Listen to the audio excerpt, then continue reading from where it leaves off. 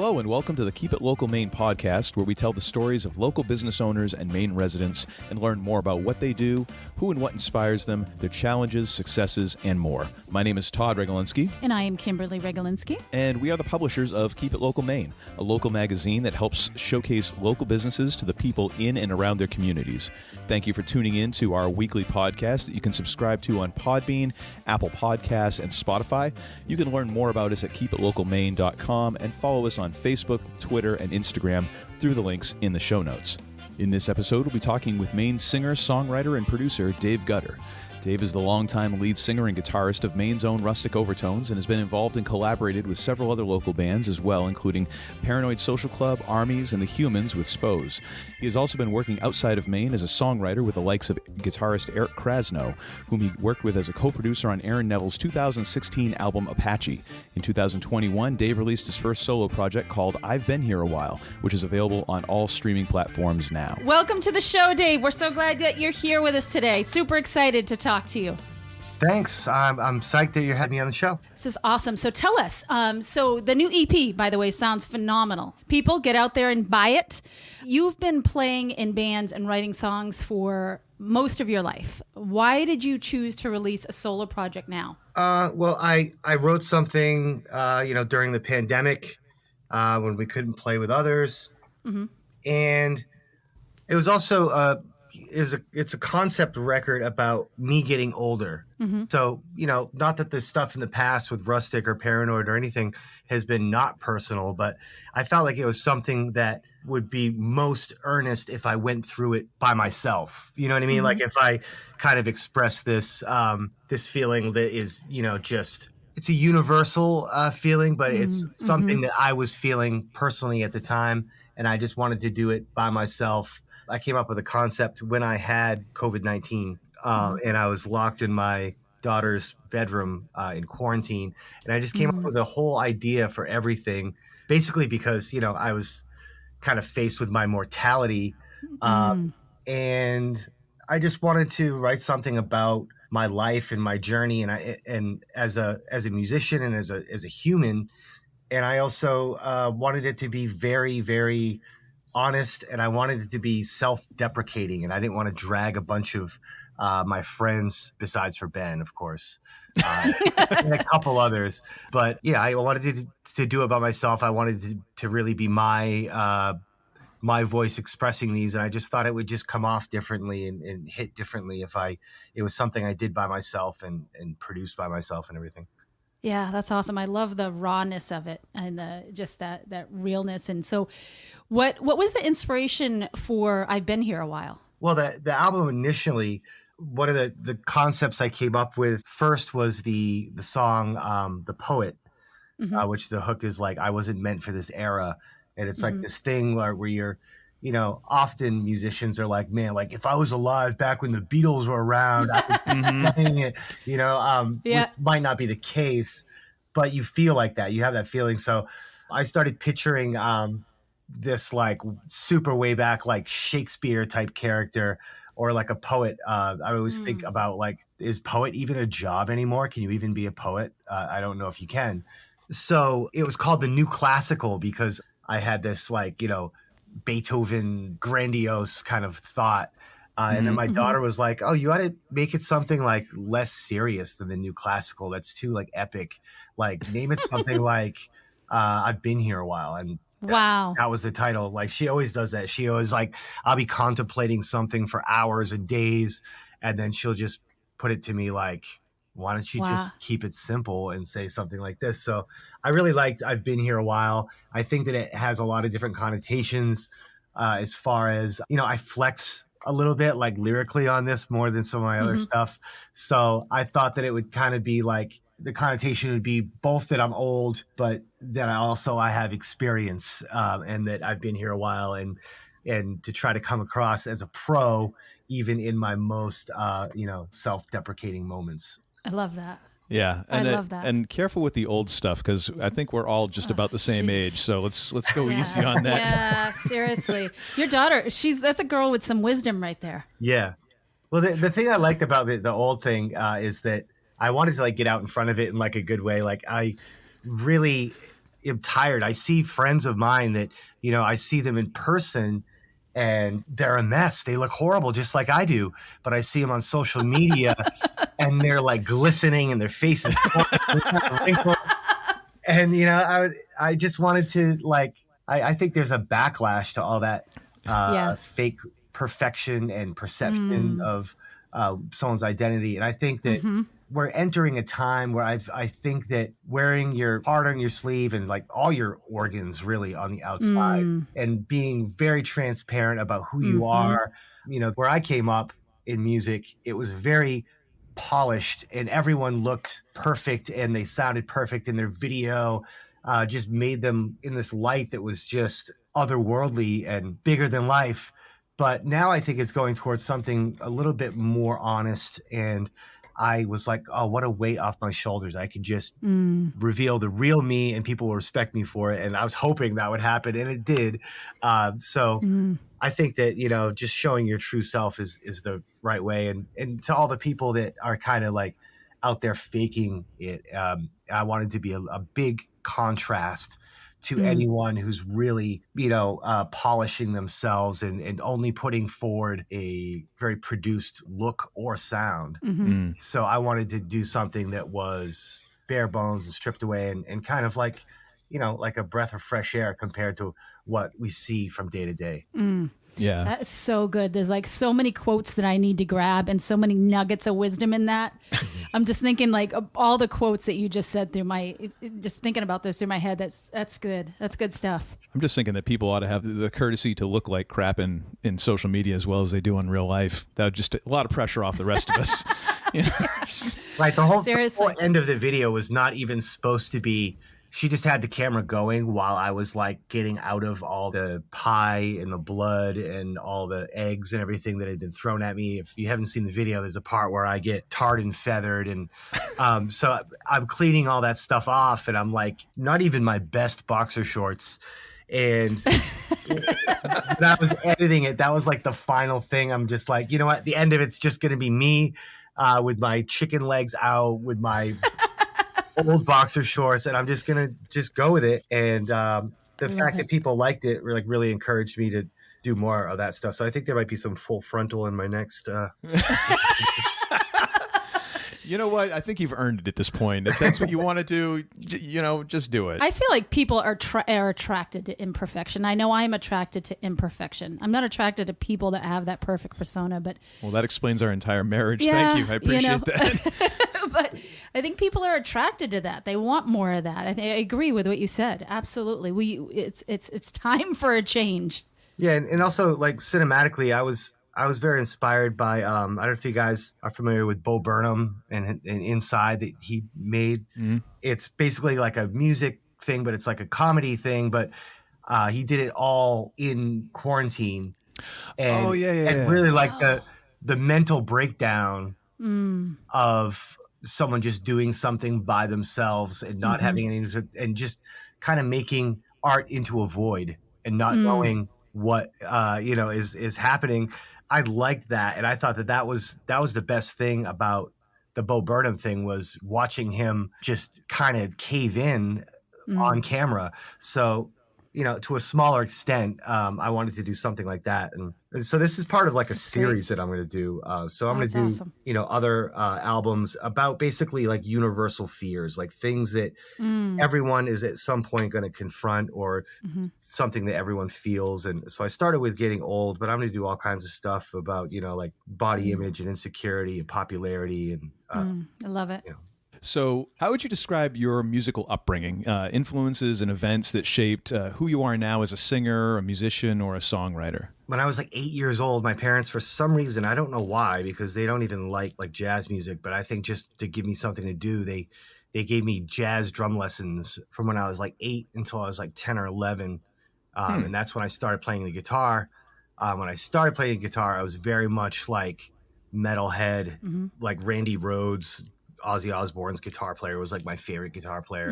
And so I just like shredded like heavy metal. Then I got into punk music, the Clash and the Ramones, Sex Pistols, a lot of the British stuff. I was a huge fan of that. And then kind of like that rebellious vibe led me to hip hop, and even, reggae, ska music. So that was kind of like my journey. And then as a singer, I kind of like ended up being the singer by default when our regular singer didn't show up for a gig. So I just sang that gig and started singing from there on.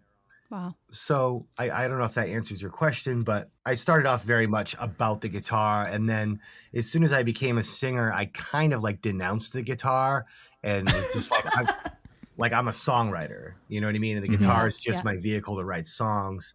But now I like enjoy both, and I'm still learning, which is, I think, important when you've done music for a long time. You can't rehash the same things that you can't pull out the same tricks. You have to continue learning. So that progression is still very much a thing, like right now. Yeah. And I think it's difficult to do that. You have to deliberately make space and do that to continue to learn, because it is very easy just to kind of sit in like, okay, well, I know this thing now.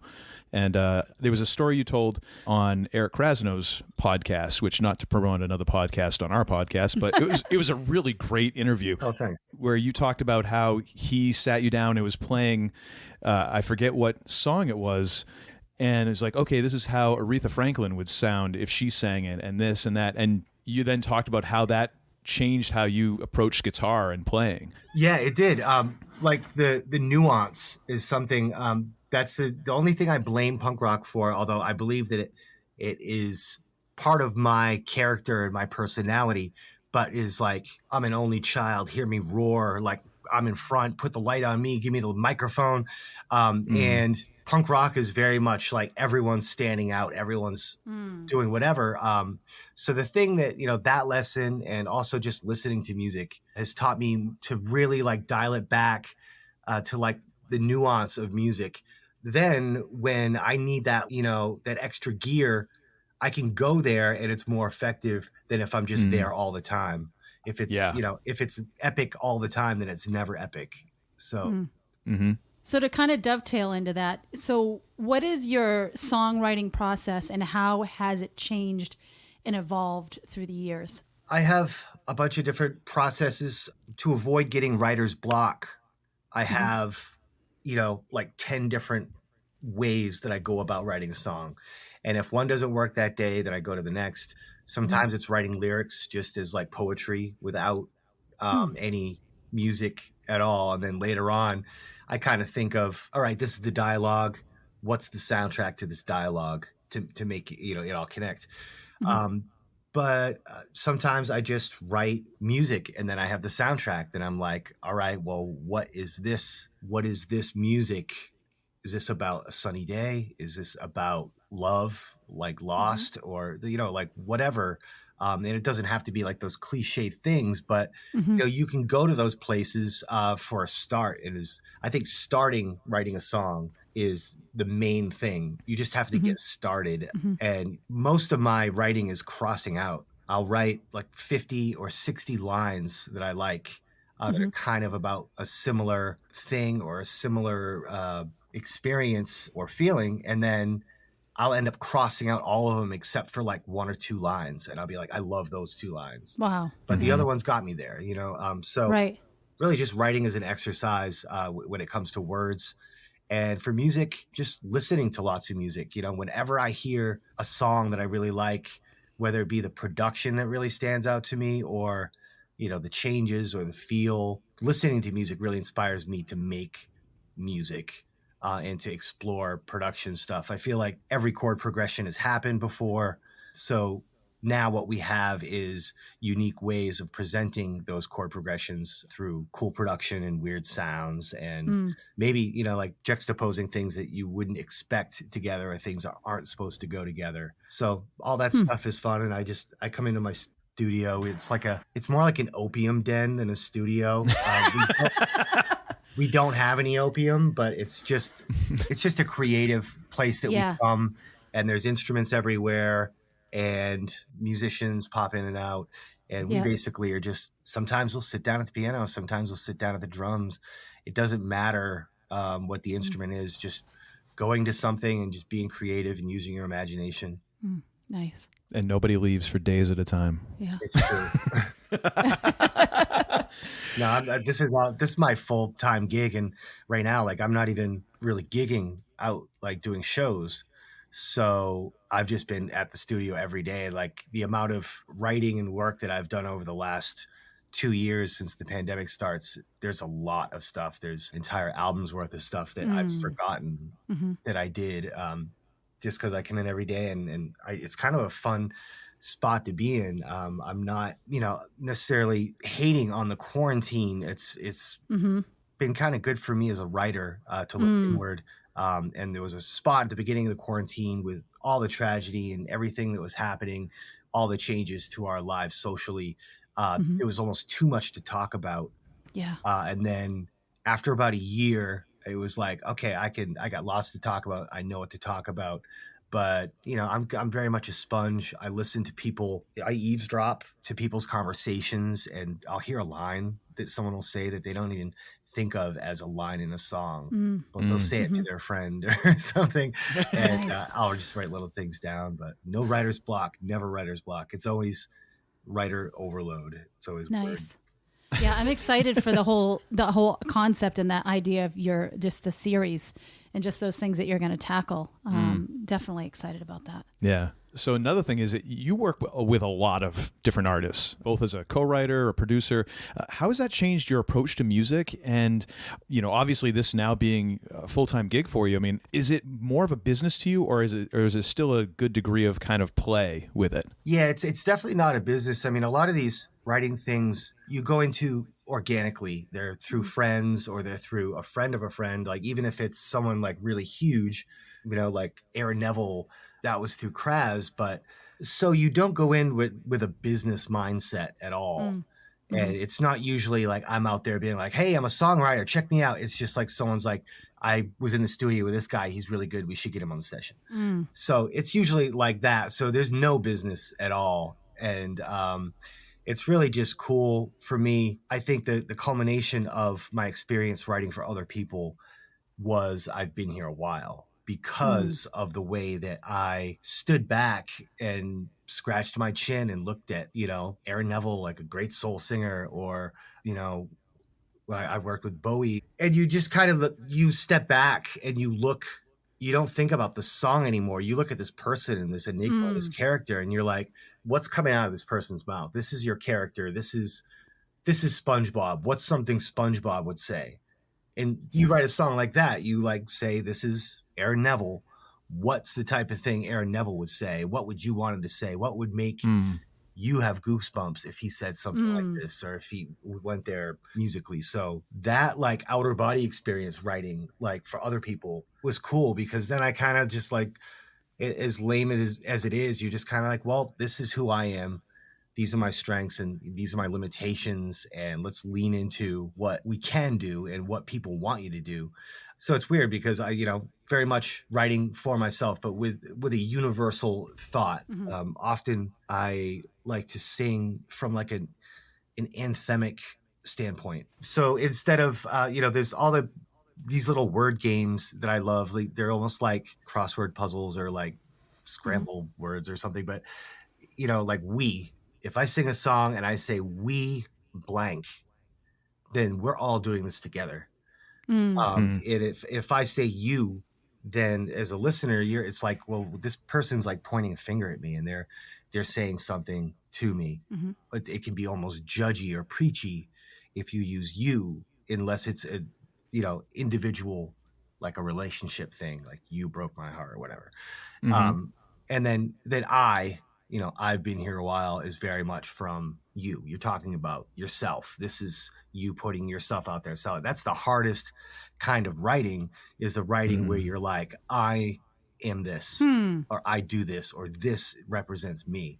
So I've been exploring that stuff. And I think the solo record, the reason why it was time for a solo record is because I've never done anything by myself. I've always collaborated with people and always had that little buzz of like picking up each other's vibes. So then when I was just in a room by myself, it's like, all right, you're the writer and you're the subject, and go. And I was like, damn, I'm in a bathrobe and I'm blowing my nose and I got a fever. and I looked terrible, and then I wrote a record like that. So, That's awesome. That's awesome. That's a real vulnerable spot Yeah. to start from. Yeah. So, how do you feel that living and growing up in Maine has shaped you as an artist and a performer? Well, in good and bad ways.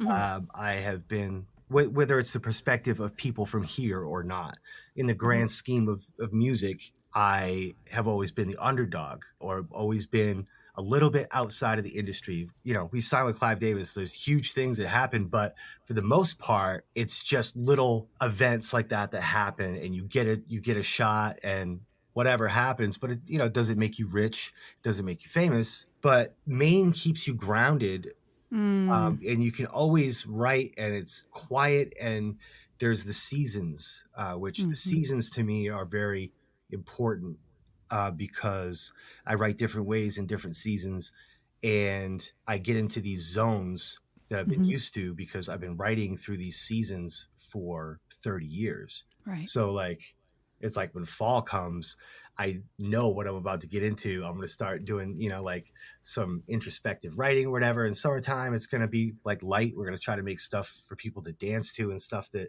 is celebratory. So I think Maine has been really important to my growth as an artist, not necessarily my growth as a business. I've kept the lights on for a while, but we're just like these seasonal restaurants or stores in Portland. We have our seasons where we get a chance and we do something, and then it's quiet. And, I think that elevates mostly, Portland, but the surrounding areas in Portland. It elevates the scene to just have that like go and then stop and reflect and get your business back together, regroup. Oh, that's great. So when you have those regroup times, I mean, do you kind of have specific things you do? Do you read a lot? Are you just only listening to music, or is there something specific that you kind of go to? I listen to lots of really, really gangster rap on YouTube, like really bad quality MP3s. Stuff off of LimeWire, I'm guessing. Well, no, just like YouTube, like mixtapes, like Dat Piff mixtapes and stuff that is kind of like storytelling. I listen to a lot of that stuff, and pretty much anything that's very storytelling or instrumental. So all the words or none. But like folk music. Nice. I love folk music. I listen to pop music, but mostly just as a reference. I'm never really like touched by music with like a pop song ever, but I can appreciate a good pop song, and I think I could write a good pop song. Yeah, but like hip hop music, because there's more lyrics on like a hip hop mixtape than there are like 5 Bob Dylan records. Just like the amount, that not necessarily quality, but the quantity. There is so much more, and there's so many more patterns. So yeah, I study a lot of that. I'm a big hip hop fan. I'm also a big horror movie fan. And I think that if you looked close and you are also a horror movie fan, and you are a fan of, the music that I've worked on and written for other people, you can find all these little gems in there. Like I use lines from horror movies in songs. I have songs that are titled after horror movies. I have characters in songs that are from horror movies that I love. And a lot of people don't actually know those little Easter eggs that I put through all my stuff. Now I'm gonna have to go back and look. Not that I have a great frame of reference, because I'm not really a horror guy, but I'll go back and look anyways, just because I've got time. That's interesting. So, what do you say is the most valuable lesson you've learned in the last year, either business, music, or personally? It's just be happy. It's just be happy. Like I have a 15-year-old daughter, and she's like looking at her future. She's in high school, and she's looking at like all the things I can do, and all the outcomes, and how hard you need to work to do this thing, and how much you get paid for this thing. And this is really fun. And I think you just need to be able to wake up every day and not hate what you're doing. And you can't look at a clock at any point in your life and be like, oh, it's 7 o'clock. I wish it was 10 o'clock. And then, because you're just slowly just erasing your life. So I think just to be happy is like the most success and the biggest gift, and the best thing to strive for is just to find some perspective write that song about whatever you're doing. Like write the song in your head that is the perspective that you need. You know what I mean? To just not to sound too old, but just like wake up and be grateful. Love that. So we're inspiration junkies, so we always like to ask this because we're inspired just by what people say. So who or what inspires you? Tom Waits inspires me. He inspires me to be an original voice in the world. Kanye West really inspires me. If you really want to talk about like inspiring, I feel like he has a lot of really personal stuff in his music, and you see the journey of his mental state. So I enjoy that. I think it's deep, and now it's at a point where it's deep whether he wants it to be or not. It used to be that he was trying to make deep records, but now just because of everything that he's been through and his life is so crazy, now it's just deep because it's legendary, but I honestly just go back and forth between watching movies and making music. I listen to music on the way to the place where I make the music, but then I don't really listen to much music outside of that other than the stuff I'm working on. Well, when that's taking up the bulk of your time, I can see how that would be the case. Yeah. It's almost like if you record and you edit enough podcasts, you're going to listen to some, but it's not going to be nearly what you do. And the same with music. Sometimes you just want a little quiet before you have to go do something.